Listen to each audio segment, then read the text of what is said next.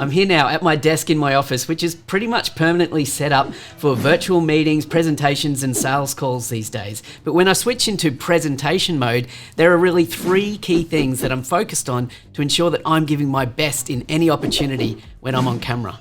The acronym to remember is C, which stands for stance, eyes, and energy. The first one I'm going to talk about is stance. Ideally, you're going to be working at a standing desk or standing when you're doing your presentations for maximum energy. The second part of the acronym is eyes. Find that little green light at the top of your laptop screen or on your webcam and focus on that. And the last thing to remember is energy. So a good tip here is to think about bringing yourself plus about 10 or 15%, the version of you that might be presenting to a room full of 8 or 10 people. So there you go, that's the 3 things that I want you to focus on: stance, eyes, and energy, so that your audience can see you. Don't you just love acronyms?